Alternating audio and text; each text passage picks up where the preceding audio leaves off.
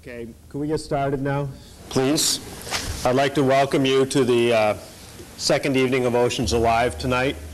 Tonight we're going to talk about science where you least expected it, which is science education in non-traditional, directed at non-traditional audiences. Before I get started, I'd like to sort of acknowledge a couple of people that play an instrumental role in putting on Oceans Alive, but get very little recognition, and that's Tracy Crago and Sherry DeRosa. So I'd like to thank them very much for all of the work. I know they certainly bailed me out on a number of these programs where I'm supposed to be doing a lot of the work, and it usually ends up those two. So I just wanted to publicly say thank you.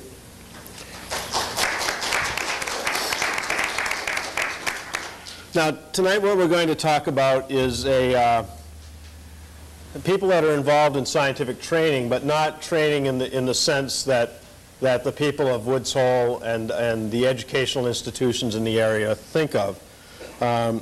Science and technology are applied in a number of different arenas, as you all are very much aware of.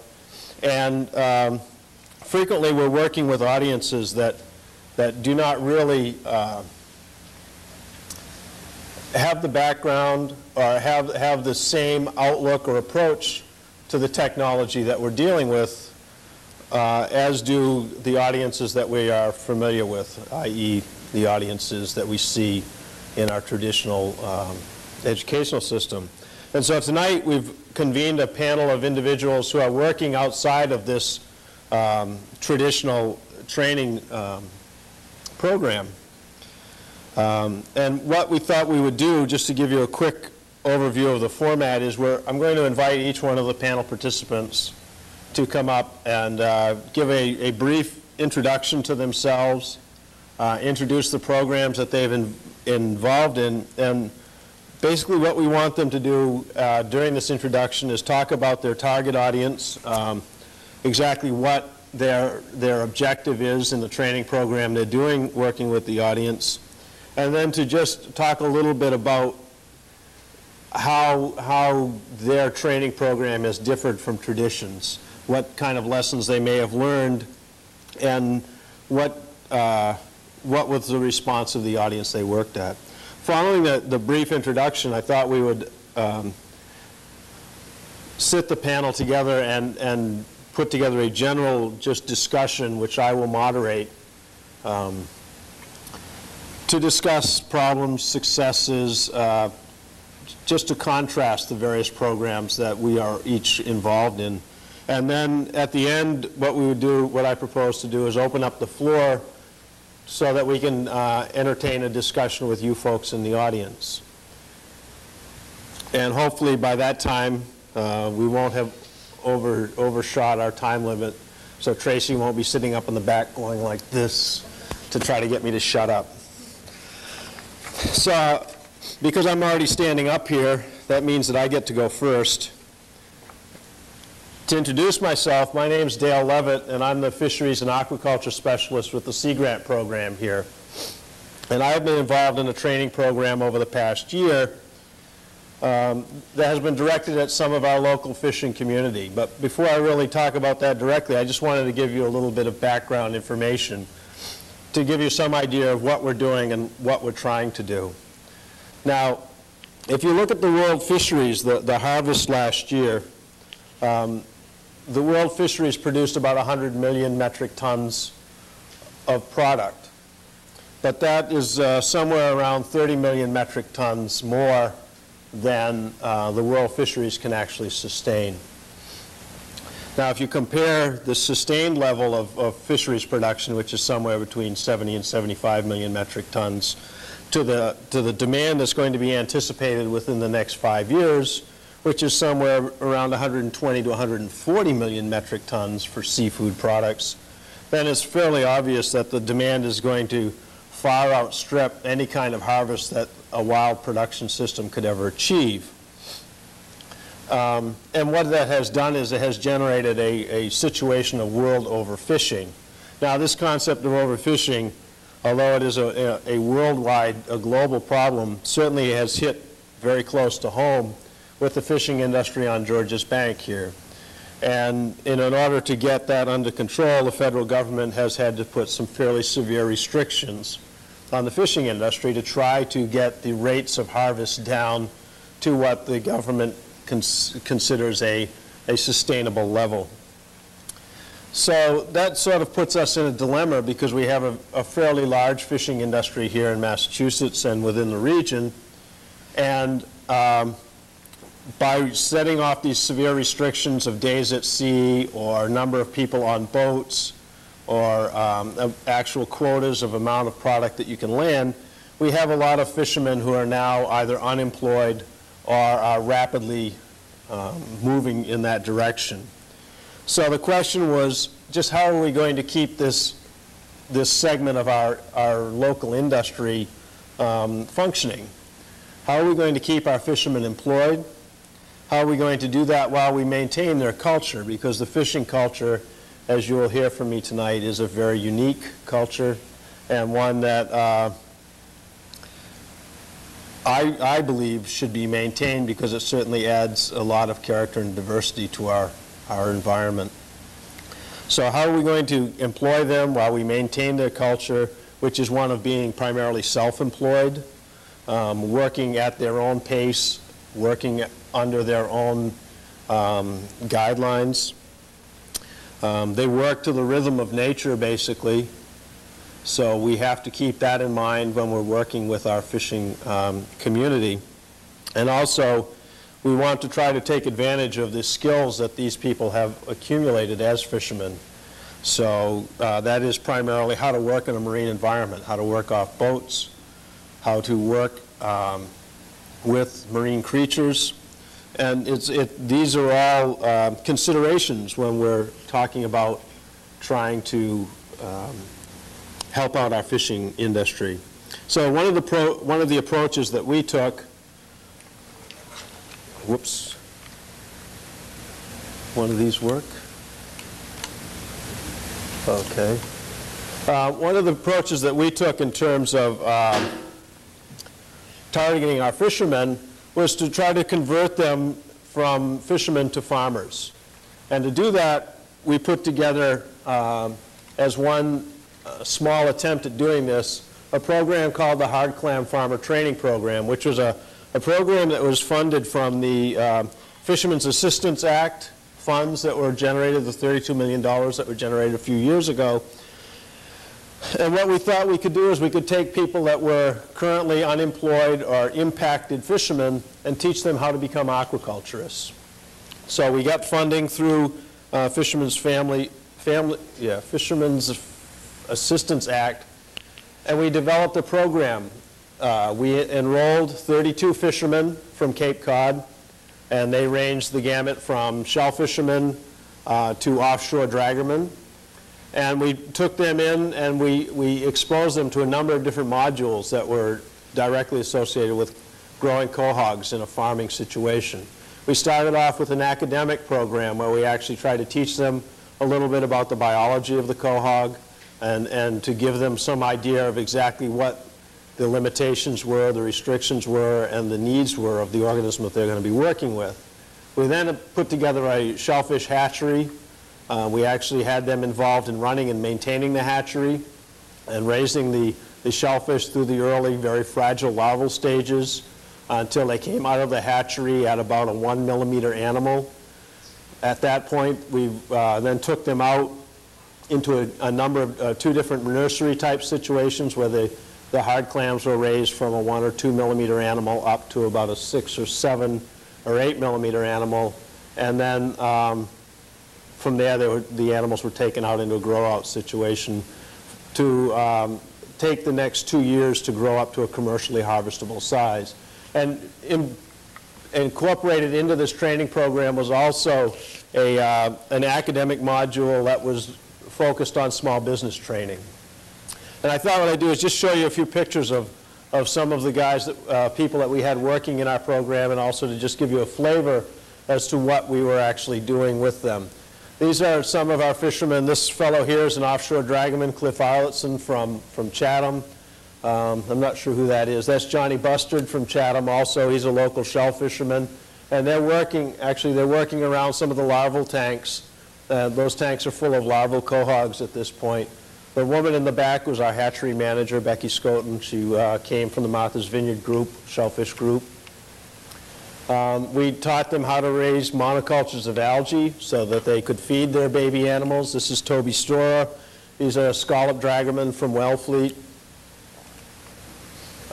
We actually gave them, as I said, some training in the biology of the animal. We taught them how to look at their animals and evaluate their health status and whether they were feeding. This is John Winslow. He's a shell fisherman from Orleans. Once we took them out to the nursery stage, they learned how to handle these special apparatus called downwellers for growing the nursery-sized animals, the 1 millimeter animal. This fellow is a shell fisherman and aquaculturist from Wellfleet, Chris Merle. We tried to teach them a little bit about cleanliness and how to handle their animals so that when the end of the day came along, they hadn't killed everything that they touched. Sometimes we had success, sometimes we didn't. But this is Larry Clark. He's an offshore dragoman from Eastham. And we taught them how to evaluate the process and how to maintain the health status and the productivity of their animals. This is Bruce Peters, who's a shell fisherman out of Orleans. Then we finally took them out into the field and worked with them some on their field grow out. This is Dee Osinski. She was a shell fisher from Provincetown. And we worked with them on some of their field grow out practices. Now, it turned out that working with shell fishermen was a very interesting, or working with the fishing industry was a very interesting enterprise. Here I was used to working in a very structured academic type of situation where we could set schedules, have people show up at anticipated times, and the fishing industry just doesn't work that way. That was probably the biggest problem that we had working with them, was the fact that their concept of time and responsibility, although is there, they understand what needs to be done, and they get it done. They just don't work on the same time schedule as we do.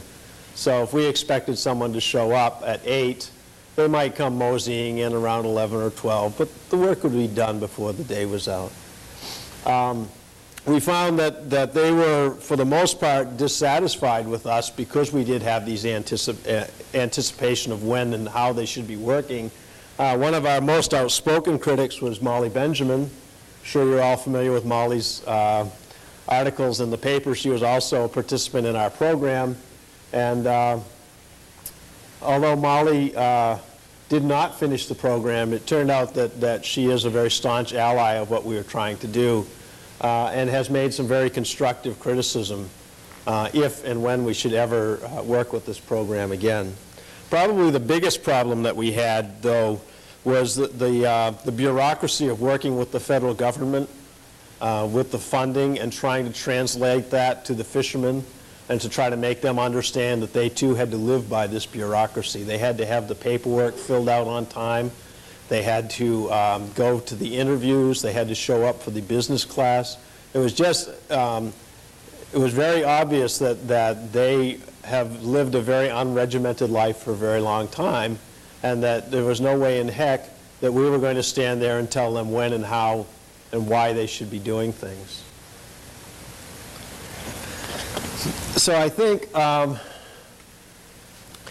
ultimately, we ended up with about 20 people finishing the program. We were actually successful in turning some fishermen into farmers. Almost all of our people now have some kind of product in the ground growing as a commercial aquaculture product. And hopefully within the next 2 or 3 years, they will actually be starting to turn a profit on this enterprise. Our objective here was not to replace the fishing industry, but to augment their fishing activities. So I think for background, I will now hand the stage over to Pam Clap. Pam, we will let each of the individuals introduce themselves when they come up, and we'll let Pam take over. And you have You want to just work off the mic? Yeah. Thanks, Dale. Can everyone hear me? I'm Pam Clap, and I'm Director of Communications at the Marine Biological Laboratory. And I, too, would like to thank Tracy and Dale and Hui Sea Grant for inviting me to participate tonight in this panel. As I said, I'm Director of Communications at the MBL, and that means my job is to tell the MBL story to a variety of audiences. And I also talk quite a lot about just biological and environmental science in general. I communicate science to all kinds of people, from journalists to tourists who just kind of land in our office by chance, and to students of all ages.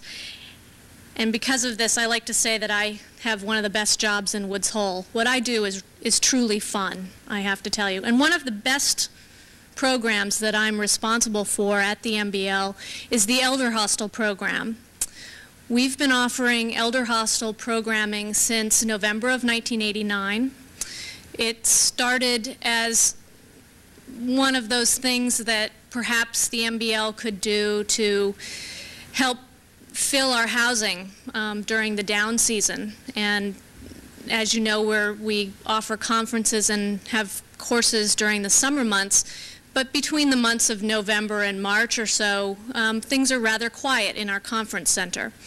So years ago we thought, well, Elder Hostel might be an interesting way to fill that space and have some activity during a slow season. For those of you who aren't familiar with Elder Hostel is a nonprofit international educational program for older adults. If you're 55 years or of age or older, you're eligible to participate in Elder Hostel. Or if you have a spouse or friend who's in that age group and you wish to join them, you're also welcome to attend.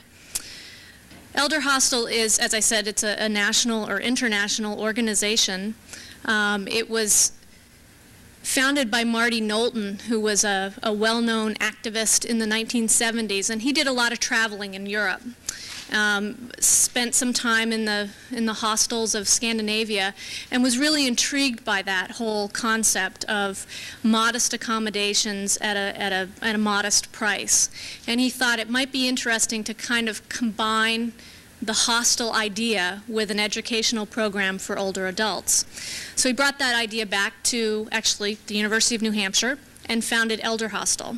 And as it turned out, his idea was a good one, and Elder Hostel has been just a great success. As I said, in November of 1989, the MBL joined the Elder Hostel family, becoming one of about 1,800 institutions worldwide that offer programming. Again, Elder Hostel is administered by an office in Boston. They handle all of the publicity, all of the promotions, provide the administrative support. But it's up to each individual institution to do the programming. And the only limitations that Elder Hostel, the organization, places on us is that each institution needs to offer programming that relates to its mission. If you're a university or a college, you can basically offer any type of courses because your course offerings are so broad. For the MBL, it meant that we had to naturally offer science courses, and we did that very easily. What Elder Hostel offers is a residential program, again, for older adults.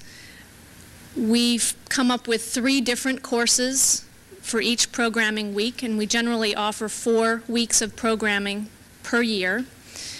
So my job as coordinator, I don't teach the courses, and if anyone's interested in an instructor's point of view on Elder Hostel, we have Dr. Arnold Clark sitting towards the front of the auditorium, who has been a very important player in Elder Hostel at the MBL. He has been with us from the very beginning and without fail offers at least 1, if not 2 courses every year. And he's a tremendous asset, and I'll talk about instructors in a little bit. So what we offer are science courses at the MBL. They're not strictly science courses about the science that goes on at the MBL. They're much broader than that. We view this as no longer simply a way of filling our housing during the off-season. This Elder Hostel has turned into a marvelous outreach program, not only for the MBL, but for all of science and all of the village of Woods Hole. Our instructors come from the MBL. They've come from Hui. We've used graduate students and postdocs from the oceanographic. The National Marine Fisheries, some folks from there have offered seminars. We draw on the community in a number of ways. Not only do we offer the actual 3 hardcore science courses, but we also offer extracurricular activities which involve going to the Hui Exhibit Center, going to the National Marine Fisheries Aquarium, going to the Woods Hole Historical Museum. So people who come here to the MBL are really having an opportunity to experience all of Woods Hole, in addition to the science courses which have drawn them to this place in the first place. Over the years, we've offered a variety of courses, including demystifying DNA. I'm not sure if we accomplished our mission on that one, but we came close. Understanding Science Through Evolution, that's a very popular course taught by Dr. Clark. Ecology and Biodiversity, which is a field course. I'm happy to say if there's good weather during the winter months, if there's a week of good weather, it's probably an Elder Hostel week. For some reason, the folks are a charm. They bring the good weather to us. We've run courses on brain development and implications for learning. We're soon to be offering a winter birding course in Woods Hole, a course on the American lobster, More Than Just Dinner, the human embryo, origin of form and function, human heredity and human affairs, and we've also offered courses on science writing and scientific illustration. I'd say about 1,000 Elder Hostelers have come through our program since we started in 1989, and I'm really proud to say that we have a very high returnee rate. One couple has attended our program 10 times, and a wonderful woman named Lillian, who is my favorite person, has practically made Elder Hostel at the MBL her second home. She holds the record for coming back to the MBL. She has actually been here 15 times, and I expect she'll be returning again this winter. Again, we recruit local scientists. Many of them are retired to teach our courses. Again, we've drawn from Hui, the Boston University Marine Program, National Marine Fisheries, and we look for instructors who can easily convey in an interesting and hopefully hands-on way the complexities of their science to a well-educated but generally non-scientific audience. We've found over the years, and Elder Hostel always told us this, but we've learned from our own experience that Elder Hostelers are discerning and demanding, and they're extremely curious. I mean, they're paying money, not a lot, but money to come here. Oftentimes, this is their vacation, and they are choosing to come here rather than going to the Caribbean for a week. They are here to learn, and they're coming in the winter. It's not like we're attracting them because of beautiful Woods Hole weather in the spring or summer. They have very high expectations. They expect from us that we are going to provide them with really high-level courses. We gear them to freshmen in college. The courses are at the freshman level. If we do anything less than that, we would hear about it. Again, these folks are well educated, but we have people who are homemakers and engineers and nurses and teachers. They run the gamut, and what I always find is very interesting is at orientation when we'll go around the room and have everyone introduce themselves. And it differs every time. We generally do attract quite a few teachers and engineers and retired MDs. But again, it varies from year to year. So the biggest challenge I think that our instructors face are gearing their talks at the appropriate level and not being tempted to being lured into bumping their talks up to a certain point. If you've got a PhD biochemist in the front row who's badgering you with questions about the latest findings or techniques, we encourage our instructors to gently suggest that that person talk with them after class to get to the more nitty-gritty details, because we really need to appeal to a much broader audience. And I think Dr. Clark will agree that most of my instructors will say that the elder hostelers are some of the best students that they've ever had. Again, because they're here to learn. They're really curious about their subject, or they wouldn't come, they wouldn't spend the money. They're really hungry to learn, and they're very appreciative of everyone's efforts.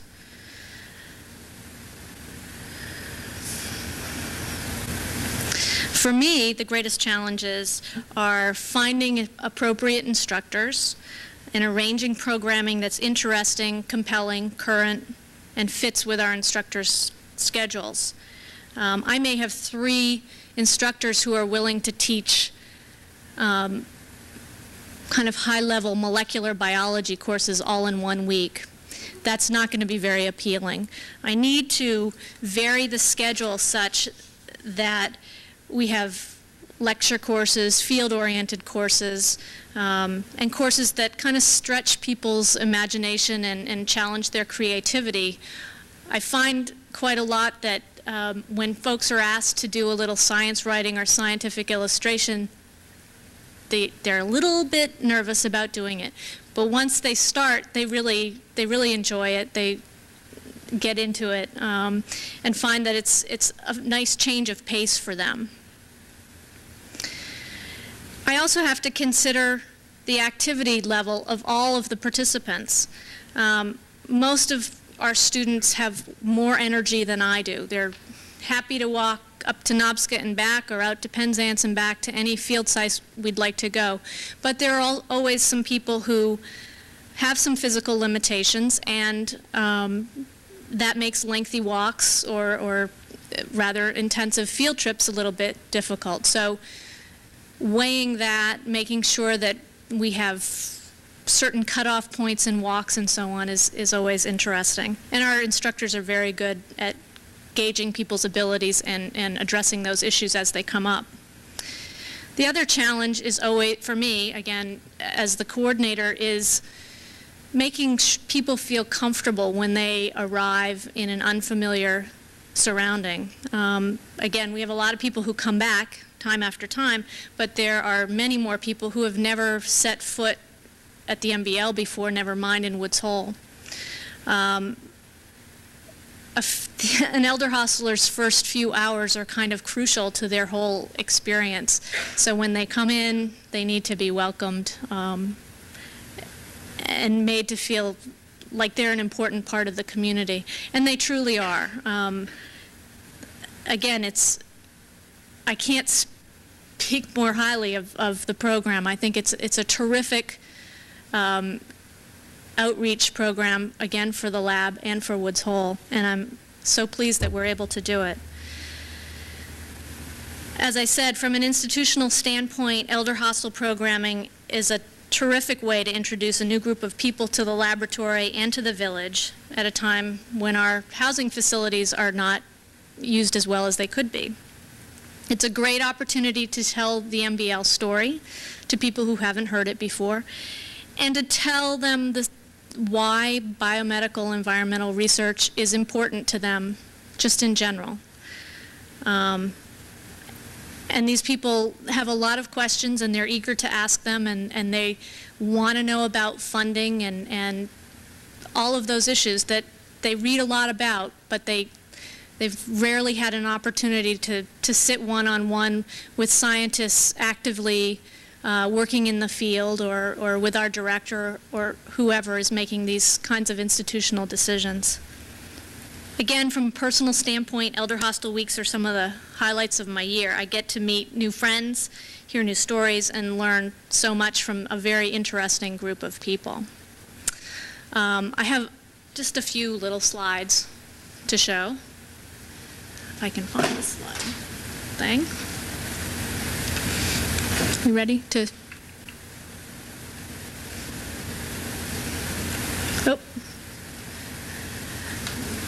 This is, let me back up. Oh. These are some of our elder hostelers on a collecting trip on our research vessel, the Gemma. And again, as I said, the weather seems to be rooting for us, and almost without fail, we're able to get them out on a collecting trip. Every week we've offered Elder Hostel. John Valois to the left is another one of our great Elder Hostel instructors. He and Ellie Armstrong generally lead the field course. We try and schedule things so that we have a lecture course right off the bat in the morning. They have a break, and then they're able to go off out into the field and do some field work. They come back for lunch and usually run into one of the many seminars that are being offered. I encourage them to go to the seminars and tell them that, if they're not professional scientists, some of the lectures might be a little bit dense, but that it's worth going to the lecture and really seeing what the state-of-the-art science is in that particular subject might be. So anyway, these are just folks out on the collecting boat. John bringing in the net. There he comes. They dredge, they bring up all sorts of critters.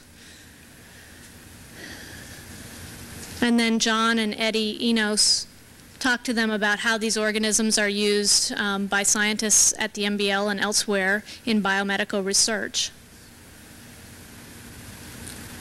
And all in all, they have a marvelous time. Again, I'm just speaking from a coordinator's standpoint. As we get into the discussions, I think if you want to hear from the instructional authority, I'm sure Dr. Clark would be happy to say a few words. So, thank you.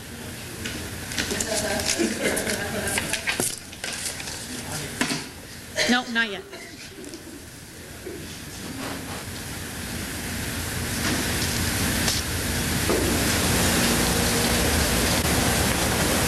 Don't think it's on. Oops.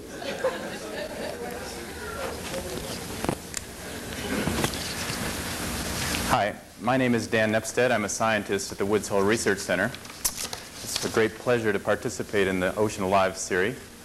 I'm a forest ecologist, and I work in Brazil, a very big country about the size of the continental U.S. And I started working in Brazil on very much ecological questions. How do you get the rainforest back once you cut it down? In the Amazon basin was the main thing I was interested in. But after working there a few years, it became apparent that the real problem facing Brazil was not sort of the technological problems that you might be able to, the real challenge was to come up with not sort of technological solutions to the problem of deforestation that a normal scientific program would be able to provide. But rather, the real problems in Brazil are social problems. And if you might have seen the New York Times Magazine this Sunday, which had a beautiful illustration of photos, tragic photos, of the landless poor of the Amazon, and by Sebastião Salgado. And this is a very key population in Brazil. It's about 10%. It could be as big as 10% of the total population of Brazil. There could be as many as 15 million landless poor. These are people who are displaced from their traditional farms by the modernization of agriculture, by urban growth and urban decay.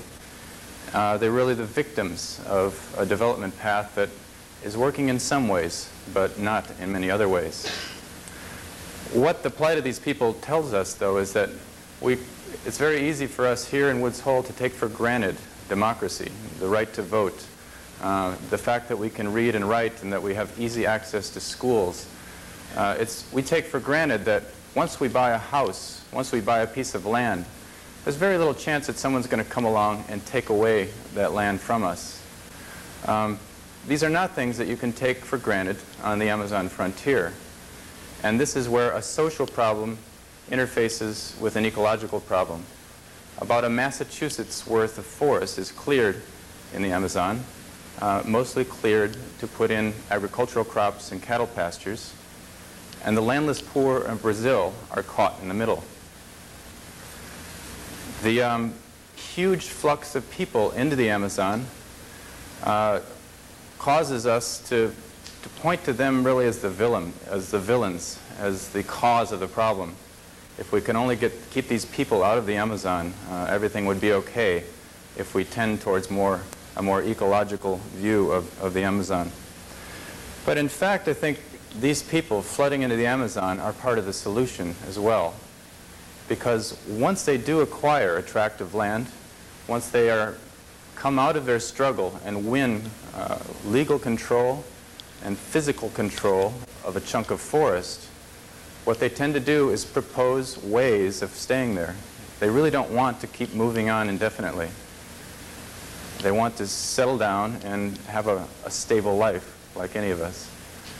And this is an interesting point they're at, because they have practiced really a political struggle over the last 10 years, a struggle that has been mostly ideological. It's been mostly Marxist, it's been mostly anti-capitalist and anti-marketing. And what this grassroots movement of landless poor is realizing now is that it needs to turn to much more pragmatic solutions.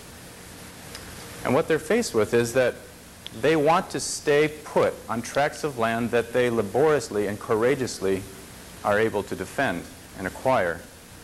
And the whole question is, how can you reconcile staying place when the basic agriculture that you live on, slash and burn agriculture, erodes year by year the very forest base that you depend on? If every year I need to cut 2 or 3 acres of forest to grow enough cassava and beans and rice to feed my family, I'm never going to be able to have a stable life. I'm always going to have to pick up my bags and move my family elsewhere. So the lowly ecologists working on very esoteric questions of the water cycle and the carbon cycle were approached a few years back by the Rubber Tappers Council in the Western Amazon, by farmers' unions in the Eastern Amazon, and basically asking the question, could you help us realize a dream of a more stable life? Could you help us come up with a proposal for reconciling our agriculture with our desire to have forests where we can hunt, where we can saw a log every now and then to sell, where we can harvest honey, medicinal plants? Can you help us do that? And since then, it has been the very steep learning curve and the realization that even PhDs can learn something, even PhDs can do something useful. That still remains to be seen, perhaps. But it's been a retraining process. And what we've come up with are really a series of very simple, but we think perhaps effective tools for working with communities of small-scale farmers. Just to give you a picture for who the people are, they tend to have a monthly income of about $70 if they're lucky. Literacy in these communities is at about 10%, so they're mostly illiterate. Most communities have no school. If they do have a school, there'll be one professor for all ages in an open-air schoolroom. Most of them do not have access to health facilities. They're 50, 60 kilometers away from the nearest city. Most of them, if they have something to sell off their land, must arrange a very complex network of rides and boat trips, and it's riding on the back of logging trucks to get to a market where they can sell that. So they're at the mercy of river traders who come up and they have the merchandise and they'll trade a very large amount of food for a very small amount of soap or salt or whatever they need. These are people very much living at the edge, in other words. The tools that we have developed to help these people realize their dreams include, one of the first things we did was work with mapping land. For every hectare, for every acre of forest in most of the agricultural frontier of the Amazon, there's 2 or 3 acres of land claims. Okay? So the basic law of the Amazon frontier is, if you have power, if you have the physical persuasion to lay claim to a chunk of land, you get to keep it, because there's almost inevitably several people claiming the same hunk of land. One way to help communities realize that is to do mapping. If you can help a community develop a map based on satellite images, the tools are simple. You go out with a color picture of their forest taken from a satellite, and with tracing paper, they figure out what the boundary is of their community land, where everyone lives, what this clearing here belongs to, who it belongs to, and so forth. Some of these maps are now in court proceedings now, where ranchers and small-scale farmers are butting heads over whose land it really is.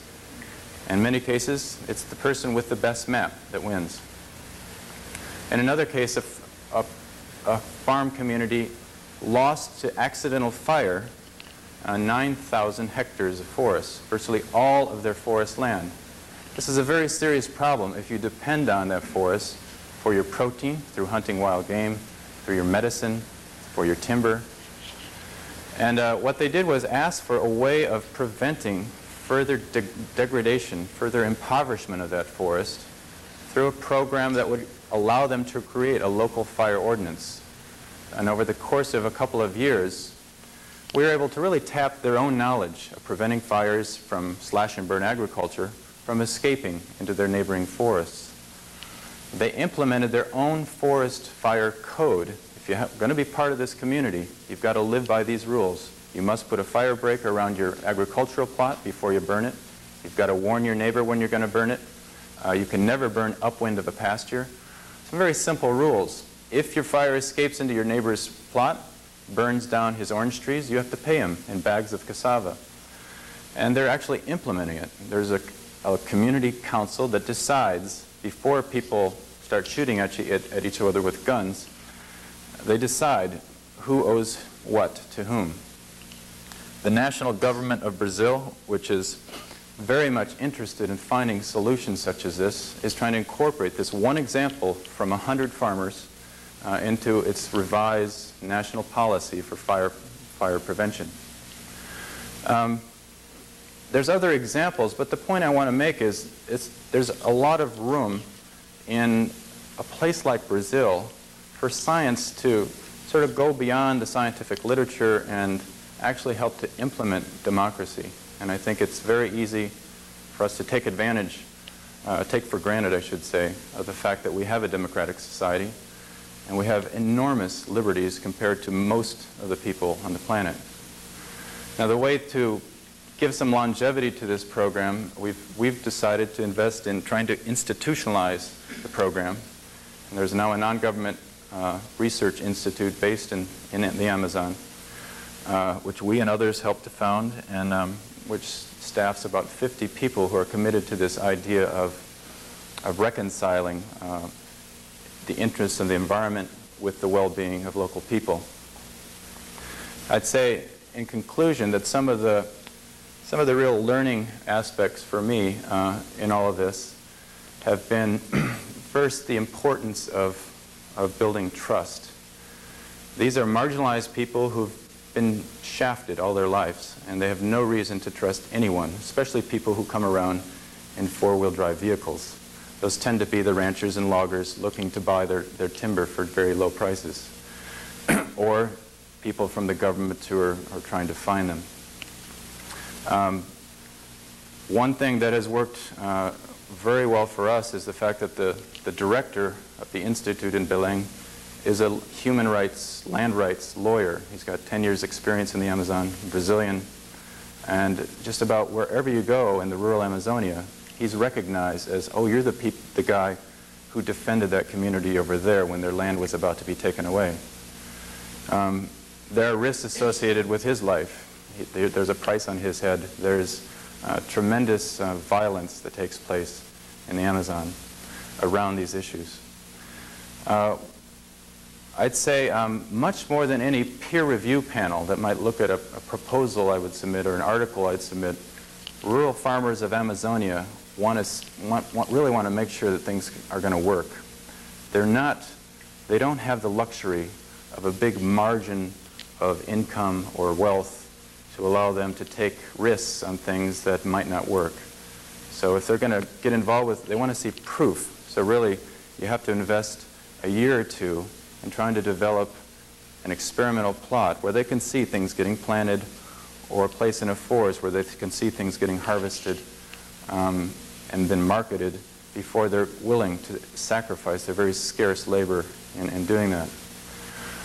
And the final thing I would mention is that it takes you into some pretty strange situations. A lot of our meetings with groups that would like to work with us are held in hiding. A lot of the rural leaders of the Amazon have to hide because the landholders who are trying to move in on the land that they're resisting, the easiest way to liquidate a local resistance to an invading large-scale landholder is to take off the leaders. And there's about 1,000 rural assassinations that are unsolved in the Amazon. That is, no one went to jail for them.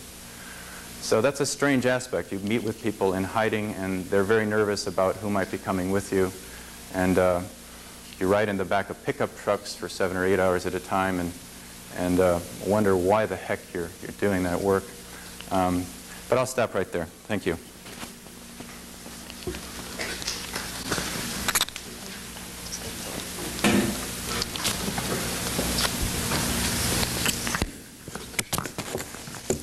Hi, I'm Beth Josephson. Thank you for inviting me here, the Oceans Alive program. I'm here from Ocean Arcs International, which is a Falmouth nonprofit organization which was founded in 1981 by Dr. John Todd, who had come from founding the New Alchemy Institute out in Hatchville. And our mission has been to promote research and education around ecological design and ecological solutions to environmental problems, namely water pollution problems. We've been working with alternative technologies for wastewater treatment, for aquaculture, and for remediation of natural water bodies. I think some of the non-traditional audiences that we reach are both visitors who come to our center and talk about our work. Students, we offer several short 2.5-day seminar courses every year and attract students in aquaculture, remediation technologies, and so on. Those courses are generally aimed toward the lay audience, toward people who are interested in starting a new career in recirculating aquaculture systems or learning more. Maybe they serve on their health board of their community, learning more about alternative technologies for wastewater treatment. The project that I'll talk most about tonight is a project we're involved in recently with the Barnstable Middle School at Marston's Mills. In this project, they have started a project called the Living Classroom, Operation Wetlands. And a group of teachers decided they wanted to incorporate wetland science into their curriculum, and didn't have, in the new Marston's Mills Middle School, didn't have a wetland within close distance to the school. So they decided they would like to construct a wetland right in their courtyard of the school. So they've been working with the community and with different consultants to formulate a project that will involve the students, the 6th grade students, in design, construction, monitoring, and just hands-on ecological training involved in building a constructed wetland.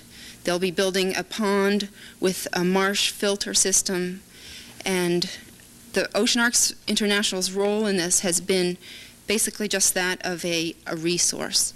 The program is really focused on the students taking the initiative. The students are the ones who are making the ultimate decisions in the design, in construction. They have different teams. They've divided into engineering teams, budgeting teams, construction teams. And these students are using Ocean Arcs and other community resources for as the experts to help them guide their own decisions. And I think some of what we've learned in working in this role is really how to just be there as a guide and a resource and not come in as a consultant with all the answers and somebody who can just get something done and then write a report about it afterwards, but to work through the whole process with the students. It's also working with sixth graders is more than really just working to a lay audience. We really have to start at the beginning in some things, go through the nitrogen cycle, go through the reason, the natural function of a wetland system, and I think that's been a learning process for us as well as the students and teachers we've been involved with. Stop there.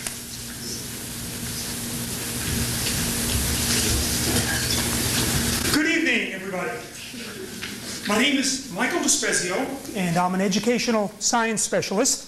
And I've taught a number of subjects from kindergarten through college-level science courses. I've authored over 20 books, most of them are textbooks in science ed. Last year, I had an opportunity of working in the Middle East. The World Bank had funded my working with Arab cultures and developing non-sexually biased and critical thinking projects in education in the Hashemite Kingdom of Jordan. This past year, I worked with a different type of at-risk group, and a group which is probably not your standard educational group. It was infusing HIV and AIDS education to a whole bunch of kids which would normally not get it. And the route that we selected was basically to go in through teaching science and being able to teach the science of education, the science of AIDS, so then the students would have a real good feel for what was going on without having to worry about the morality of the subject, without looking at what peers were saying. So we used a hardcore piece of the science. Now, in the opportunity that I have to talk tonight, what I've decided, my presentation is going to be a little bit different, because I want to talk a little bit more about the basic challenges one faces in looking at different types of at-risk or non-standard educational groups. The key word is motivation. How do you get kids and adults interested in learning, especially in a non-traditional environment?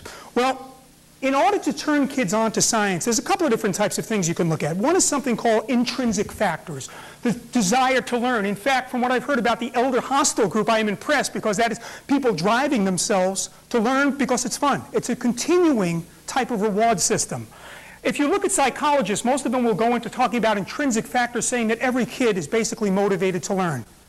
So what happens?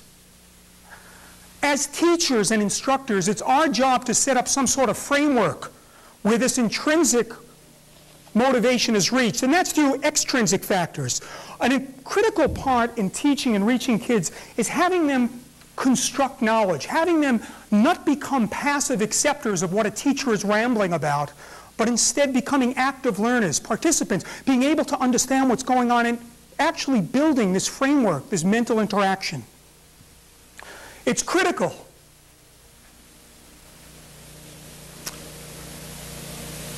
Also, another powerful factor is making what the students learn applicable to the real world.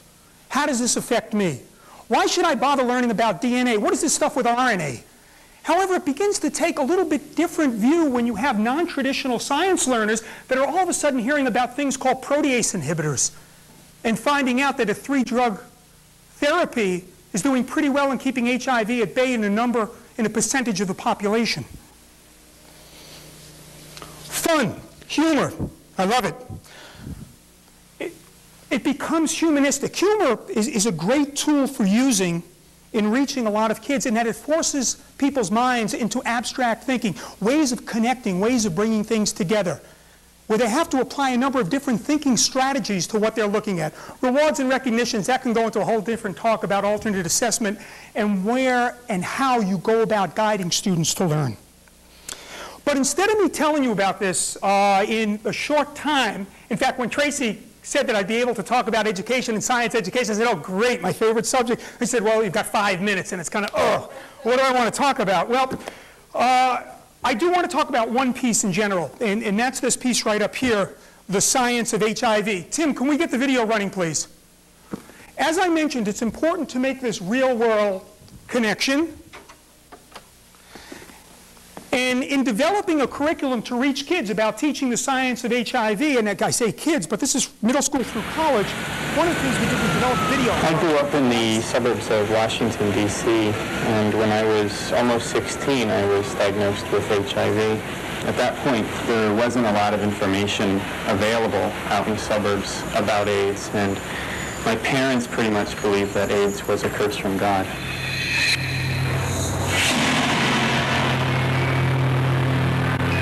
It's affecting kids my age most. I think it is a virus for our generation because everybody's got this attitude like, it can never happen to me. That's just stuff for heavy drug users. I never practiced safe sex. I never wore a condom. It's just, I guess, a question of personal responsibility. Didn't think that I had to worry about becoming infected. It was hard finding out when he passed. He had actually died of AIDS. And my step of me being positive, diagnosed a month later and pregnant and everything else. Right. My birth mother was an IV drug user who infected herself and passed it on through me at birth.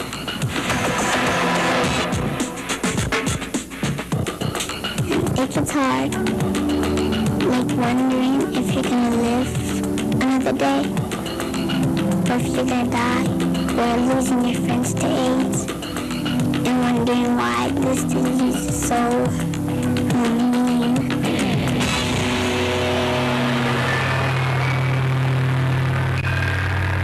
Okay, Tim, thank you. That is the teaser for a half-hour program which is aimed at getting kids interested in learning the science of HIV, but you do it through the hooks of the social setting.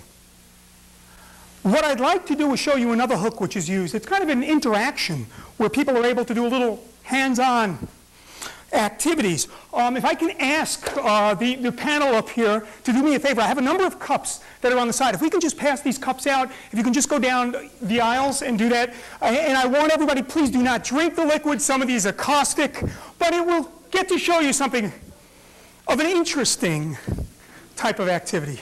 Here you go. Two more. Actually, here you go.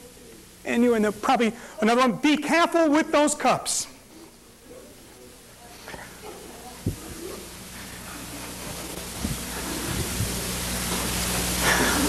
Okay, I trust everybody. I believe I have enough for everyone in the audience.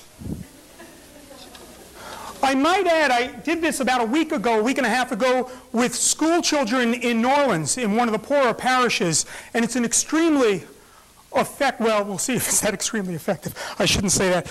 But we need a few here. If you can take two, there you go.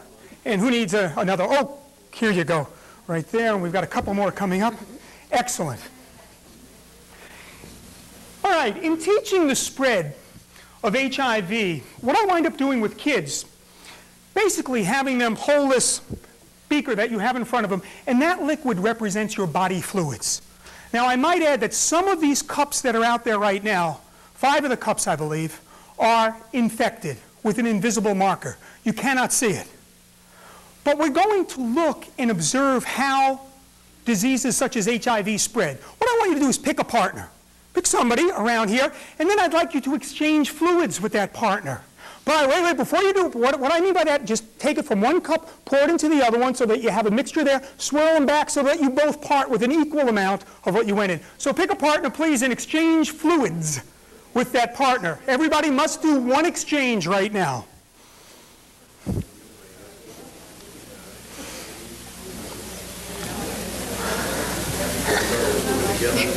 And make sure that they mix and they swirl together. The two things should be mixed together, and then break them back up into two. All right, now that you picked one partner, let's not give up. Everybody looks like they know how to exchange fluids. Pick another partner.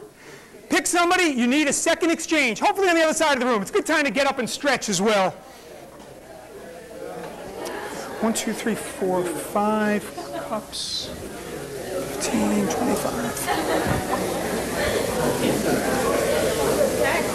Now we're going to change with somebody else? All right, just one other person you exchange. So 2 people you're going to make the exchange with. Just 2. Just 2 exchanges for now. 10. We used to do this in microbiology with gumdrops. Oh yeah, and serratia we used to use, and then you found out serratium, but you can't use serratium anymore. There's a biohazard associated with gumdrops and stuff in the high school level anyway. So I assume that it carries on, but I remember the serratium one with the gumdrops, and nobody want to shake hands with anybody later. All right now you have done 2 successful fluid transfers. What I need you to do is just hold your cup up high. If indeed, let's say you are infected like that, your cup is going to change colors. If you can hold it up, please. Oh my goodness, she's infected. She's infected, so are you. Hold that cup up so everybody can see it, please. Infected. Infected. Infected. Infected. Infected. Just 5, exactly. And that's what the kids, it's incredible what goes on in here. Hold that up, please. All right. Oh, not infected. Not infected.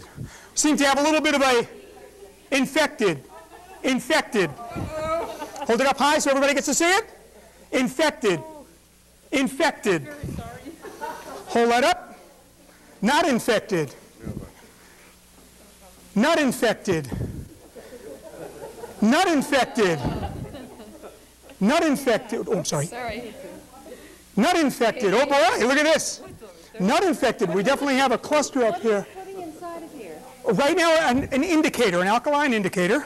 And I can tell you more about that later, actually. It's a fun activity. If you can hold those cups up high, please. Not infected. Not infected. Oh boy, this side of the room definitely didn't do a lot of passing. Not infected. Did I get everybody? Nope. Yes. No. No. Nope. Did I get everybody? Okay, you can see by the number of people that were initially infected, actually this stayed kind of like little clusters, which gets to be a nice connection to how the CDC first began looking at some strange disease which was appearing in San Francisco and New York City, looking at little clusters of populations of people which were getting diseases which traditionally should not.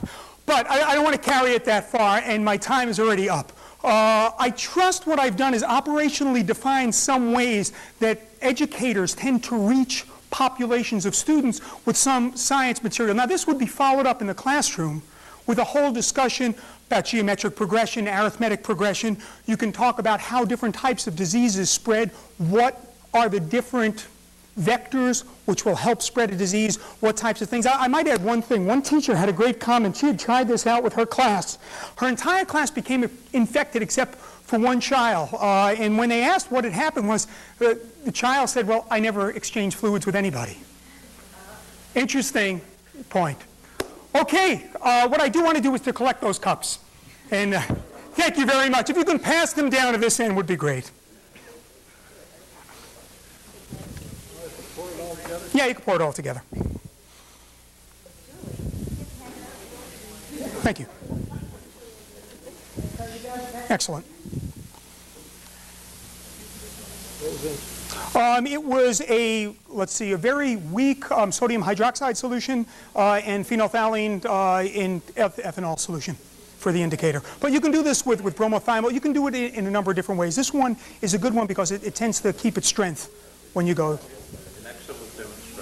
Well, thank you. And I wish I could take credit for inventing it, and I have not, and that one's been around for years. But it's very poignant in students seeing what goes on with HIV and the spread of it. In fact, I'm going to be giving a talk about HIV here at Woods Hole at a peanut butter club. And you probably have to check the office there for when that's going to be going on. But that'll be a whole 50-minute presentation overview of the science of HIV and AIDS.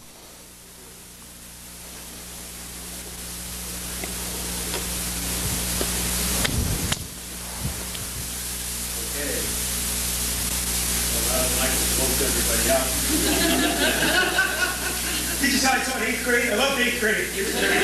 Those kids were wonderful. They were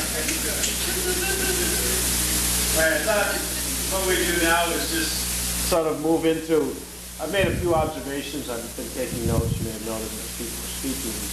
And there's a few things that I've noticed that may or may not be common to all of the groups that have spoken tonight. And I thought I would try to point out a couple of these things. But first off, and maybe have other participants on the panel give me a little bit of their insight into it. And one of the first things that I personally observed, and this is not just working with our hard clam farmers, but I've been working with the industry for about, the fishing industry, off and on for about the last 25 years. And I continually am amazed that when I walk in and start talking to them about our scientific research and the technology that we're trying to transfer to them, that they immediately understand what I'm talking about, because the reality is they've been practicing a lot of these technologies all along. They never really had an understanding of the scientific basis for it, but nevertheless, through the development of their observational skills, they understand the technology and have actually incorporated parts of it. And I was wondering if anybody else had observed that or experienced that with the groups that they've worked with. Anybody want to jump right in? No? Well, certainly with elder hostelers, I mean, they just have a natural curiosity about life itself, and I think they have questions about their health, family members' health, that sort of thing, so they're kind of drawn to many of the issues that we deal with in our courses for that reason. How about you, Dan? Working with populations of people that have been living in the rainforest for long periods of time, there must be a lot of overlap between the things that they know and the things that you try to explain to them scientifically. Yeah, they know it much more daily in the flesh, as they would say, and that they've lived it day in and day out. And what's interesting, though, is to see what perceptions that we develop, through North American education actually ring true for people who know the forest inside and out, and who know many more of the species and what they're good for than we do. And just what I was trying to say about it being an excellent peer review process, except a different class of peers. I've got a story, actually. If you look at Indian blue corn powder, which is used to make pica bread, which is Native Americans make, it's very similar to phyllo dough, very soft. Then if you go out to the Southwest, you can often see that type of bread. That bread, or the corn which it comes from, has niacin. But niacin is locked within the corn, and you cannot use it unless you change the environment that the niacin is in slightly alkaline. Now, you can do that with a number of different ways. What has happened in the Southwest is that the Native American women that normally make pica bread find out what they do is that they mix it with soda ash, and they make up an alkaline solution, and they look at a color change. And when the color changes, it works just like this. It's like an acid-base indicator, like litmus paper changing colors. They know that that corn meal is ready to make the pica bread. And at that time, that corn meal can also release the niacin.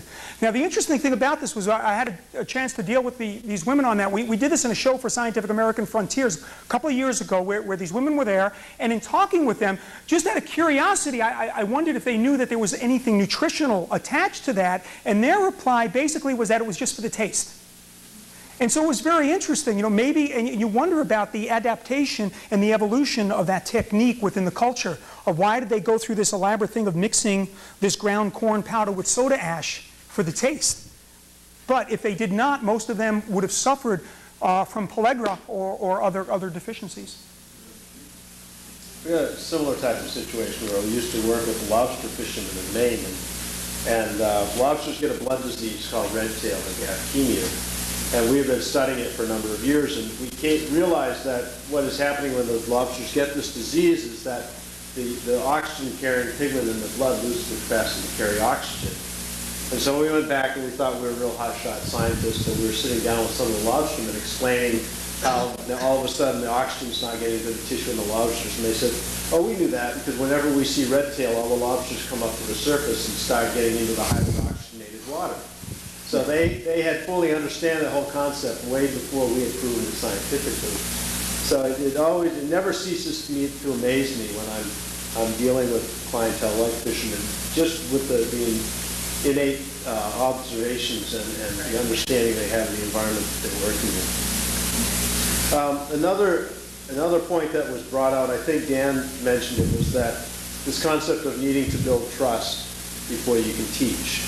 And I know in my program that was absolutely the case. that the fishermen that we were dealing with, under no circumstances were going to learn anything from us. So at least we're not going to accept anything until we could prove to them that we were trustworthy, that we were not just trying to make a name for ourselves or trying to advance ourselves by, quote unquote, helping the fishermen. And you really have, that's a huge hurdle that you have to cross. I was wondering if any other people have had to deal with that. We've been working with a community of farmers that has a big chunk of mahogany forest, and the law of the rainforest is basically if you're two poor people living in forests that had something worth money, like a mahogany tree, which can be worth as much as $1,000, you have two options. You can stay there and probably die, or you move on as the loggers come in. But what this group has done, they're so well organized that they've managed to acquire legal title to this land, and they invited us through the people who they've been working with for many years who helped them in their political effort to acquire this land. But it took 3 or 4 visits, one visit lasting a full month before we convinced them that we were not there just to take that wood and run. And especially people who've been pushed out to the margins, repeated experiences with deception and with dishonesty and with expectations raised about what's going to come of this interaction and then promptly dashed afterwards. It's a huge hurdle. We've also run a program for science journalists where we bring science writers from all over the country and sometimes all over the world to the MBL for a few weeks. And essentially what we do is we throw them into a laboratory and allow them to become familiar with what science is all about, give them hands-on opportunity to actually do science. And the reason behind that program, or the goal of the program, is to improve the public's understanding of science through these journalists. Our goal also is for them to understand what motivates scientists to do what they do. Why do they spend an inordinate amount of time in the laboratory doing experiments time and time again? I think many of these writers are thinking, boy, I'm really glad I decided to become a writer and not a scientist as myself. But in any case, it's also a wonderful trust-building exercise.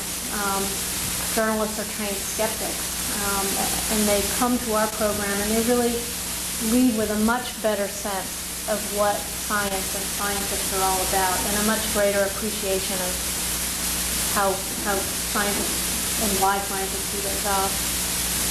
But it takes a while to build that trust. It certainly does. One last observation that I've made, and this is reflecting on something that Beth was talking about, is that frequently we need to learn to be there and not to just sort of pull in and take over, which you see happen frequently, is that at least I personally have been guilty of it, where we sort of come in with the understanding that we really know what's going on and therefore we're going to teach everybody. And it's much more important to sort of let that learning evolve so that you can wait to answer their questions and not tell them what their questions are ahead of time. I think that's a valid observation.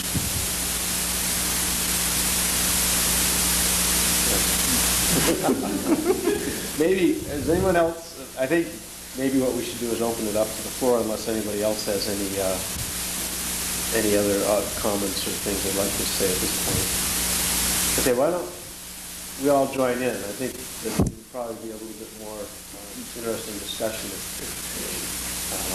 we got some of the outside, our audience to participate. Yeah, please.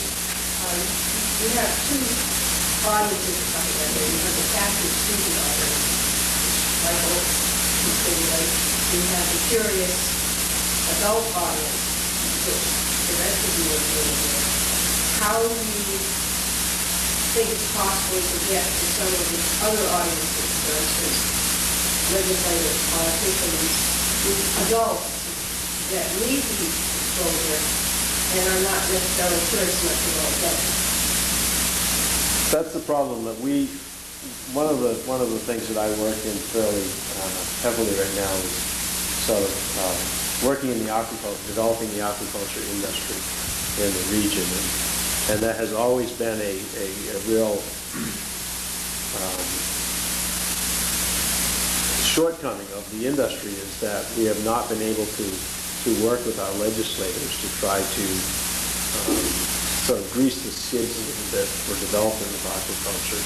And that question is almost constantly comes up. And our approach has been pretty much that in this case, we aren't going to sit back and wait for them to ask to learn. That you have to go in, just take the bull by the horns and just go pulling in and say, I have something to talk to you about, and I want a half hour of your time so that we can talk about this. And that's a strategy that we're just now starting to use. Give me 6 months and I'll tell you if it's working. I'm meeting with a conservation commission in 2 weeks using that very exact strategy. So we'll see what happens. But that's how our thinking has evolved at the local level. On the national level, I can add to that, there's a term which I have questions about, edutainment, where you try and get an educational concept out to the general public. If you look at the installed base of video machines and of television sets, reception sets, it's incredible. And it often offers a channel out immediately into a pretty wide spectrum of Americana. A number of programs, for instance, the Scientific American Frontiers, I don't know if people have seen that before. It used to be Woody Flowers was the host out of MIT, now it's Alan Alda. It's a PBS show which is aimed at a general audience, and it's aimed at bringing up the general audience understanding of science. So there's pieces that go out with this. So it has the sexiness of a show that somebody wants to turn on and watch this instead of just thumbing through it. Other outlets, the Weather Channel. The Weather Channel, we've been developing pieces that actually teach about weather, so somebody can get on and turn that on and not only get the Weather Channel pieces, which the Weather Channel has been doing great over the past few years, but they also want to be able to teach. There's a weather classroom that's out there, although the classroom as of right now basically goes out to schools, but there are pieces which go out during the broadcast time to a pretty wide variety. So I think there's other places out there that the technology can offer you a route into. My understanding, too, is that there are certain lobbying groups, if you will, who are really trying very hard to get, with PBS, you really have to kind of decide you want to watch that program. And so you have to have some sort of level of interest in the topic. I know there are groups who are really trying to force scientific concepts into some of the more mainstream, prime-time sitcoms and things like that. How successful they've been, I don't think they've been that successful, but I know there is that attempt currently going on. Yes. Dale and Dan, having been a county extension agent, I know what you mean by trying to reach an audience, and I think this is what you're doing down in Brazil too.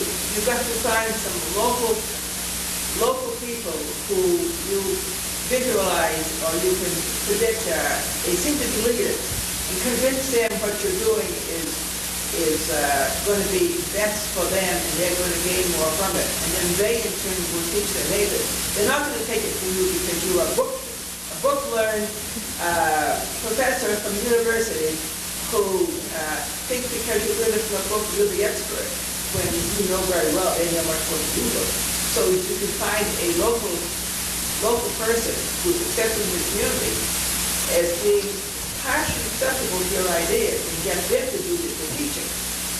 That way, it takes a little longer at first, but it's going to last longer at the end by having them become your demonstrators. That was one. Go ahead, Dale. One of the criticisms for the program that we put forth is that we didn't have any fishery teaching. Yeah. So you're absolutely right. And that's something that if we do it again, it will certainly rectify that, because you can't be any more square about that. That they want to learn from their own people that have the same identity that they can identify with. And so we have now that we have a base group of people, we can draw on the people that we've been working with to then go out and work with the rest of the community. Yeah. We should have talked to you 7 years ago. I work with the Cooperative Extension Agency very closely. Yeah. The same thing goes, you can run all around the world at the extension services. It's basically, that's the philosophy, is that you take your scientific education with what you learned in college, and you find some local person who is there to be different from their neighbors, and try something that's different, which is sort of risky. And if it works, hey, and you get a much better spokesman. The word of mouth is the most amazing mechanism for teaching. Yeah, so compliment them as a demonstration guide or a demonstration plot. Yes. And give them extra credit and everything. Give a guy who really got on time. He'll take the information then. His neighbors will listen to him, or he won't listen to you. Yes. That's really your anxiety. I see a hand up the back. Everything. No, behind you. I was just wondering, there are so many opposing things to some of your endeavors, I'm sure. How you deal with that for people who don't want anything about HIV talked about or taught, or they don't, or they're really opposed to what you're trying to do in terms of their economic gains. If they're the developers who want to slash and burn, how much of a hazard is this situation for you and your groups personally? You feel endangered? How do you want to get this? The gringos are two obvious targets. Actually, if anything, there's risks associated with institutions that work closely with grassroots movements because of the powerful lobbies and local organizations that people with money and power wield. And law enforcement is so hard. It's really sort of a Wild West situation in many ways in rural Amazonia. And but in terms of mortal danger, I'm more afraid of climbing trees, I think, and falling out than the bullet holes in the trucks that we drive. Yeah, Ralph. Dale, lately the town of Falmouth has been engaged in lots of discussion about the future of the Great Silverwood Marsh. And it's my contention that, depending upon what we ultimately decided about these several hundred acres, that some segment could be designated for future basic research in agriculture. Has anybody been pushing that aspect of it with the Conservation Commission? It's the Falmouth Conservation Commission that I'm going to be meeting with in 2 weeks. But, I mean, my role with the Conservation Commission is strictly one of education and not as an advocate for any one particular position. To my knowledge, I've had a few people that have approached me discussing using areas off Black's Beach for aquaculture, but there hasn't really been any open discussion about it. So I would say no, not to my knowledge. Seems to me the time is right to push it. Be my guest. I can't. Well, we are for that area now writing the management plan, getting the committee is doing that. It would be a very good time for someone to come and talk to us, because we know nothing about it. We don't know what's available. I'm there. Maybe we should talk afterwards and we can arrange it. As I say, I can answer questions and give you some information. I have a question for you. When you come down from North America, well, we've cleared the forests, built the cities, and you're talking to very impoverished people and try to explain why this isn't a good idea. Don't you kind of get laughed at? Yes. And the first thing I try to talk about how in a lot of our funding comes for American concern about global warming. One way to avoid having to put ourselves through the torture of having lower mileage or higher mileage on our vehicles, I meant that as a joke, is to save more carbon in the Amazon rainforest. And So ironically, that's where a lot of our funding comes with, to work with smallholders so that they will not cut their forests down as quickly. But what I'm quick to point out to everyone I encounter in Brazil is that we are the villains in these problems, and it's our industrial development over the last 50 years which has gotten the level of CO2 in the atmosphere the way it is, and forests are a minor portion of that contribution. And Ski Houghton could tell you exactly how much that contribution is. But you're right, it is a, you know, when people ask what's the best thing we can do here in America about rainforests in Brazil, it's always that, I think. We've got to consume less and be more responsible with our natural resources, and we haven't done a good job of that. And if I can add something, that may not be a global view, which is real interesting. When I had gone out to the Middle East, I expected everyone to see me as an American and then consider what had gone on. This was after the Gulf War. And even the Iraqis, meeting the Palestinians and working with them, it was incredible how much they respected Americans. And this is pretty much across the board. I was floored about it. As an American going into these places where you would expect, after the destruction which occurred in the Middle East, that you wouldn't be probably the most popular person in the village, you were invited into situations where you would bless the children, in a type of situation where they would give you a bedroll. The children in the village would put flowers around. And these are mostly Iraqis and Palestinians. It was very much different from my idea about before going over and working in country, because I thought I'd be ducking bullets all the time. I was coming in as a fairly tall American. I stick out. I don't have a mustache.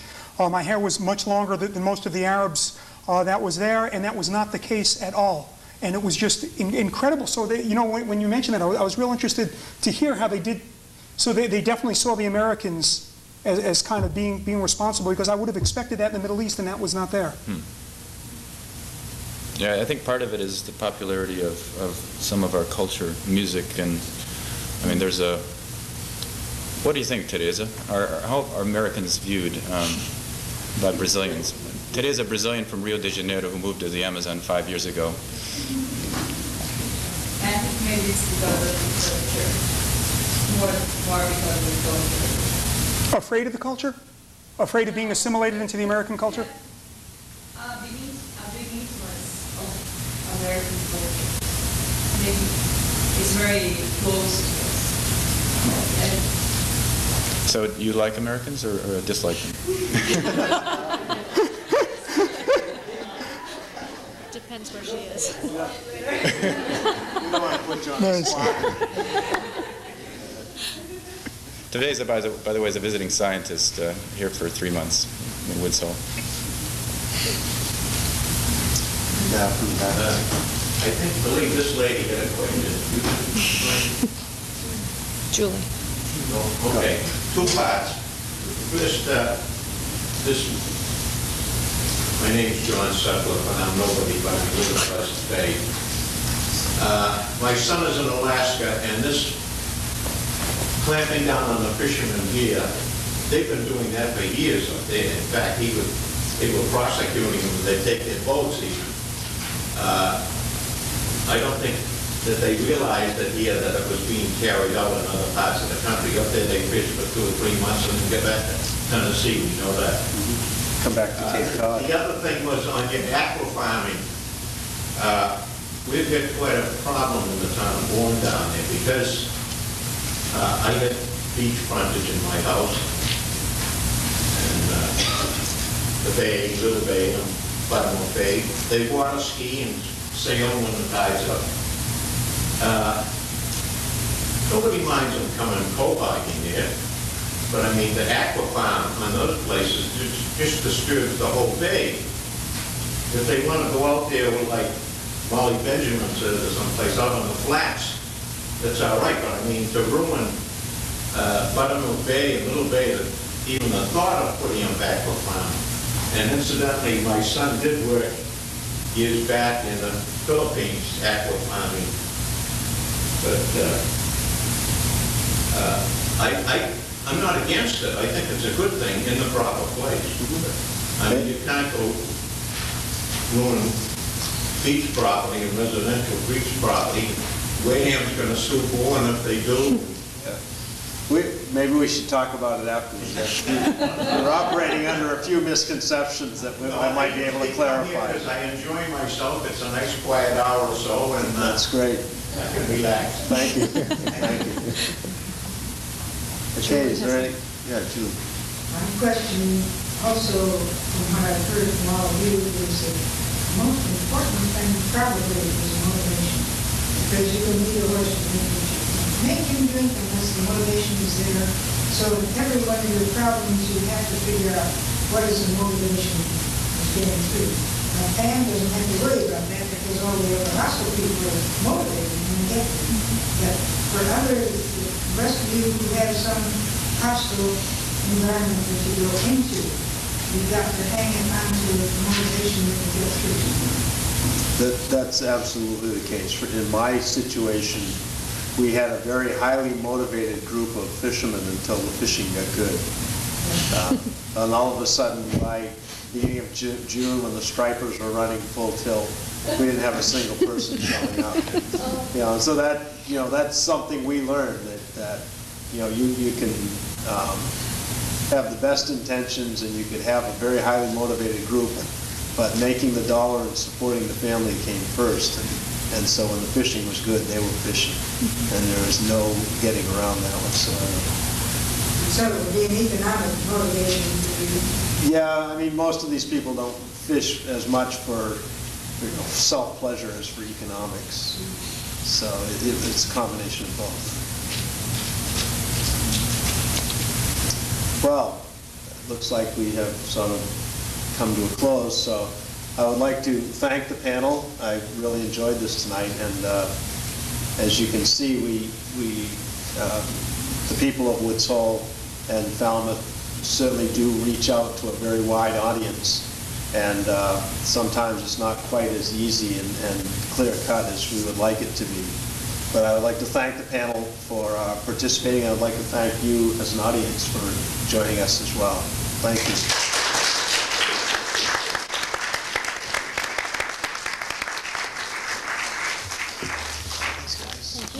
Thank you. No, I think we're going to pour some drinks. Down here. That's right.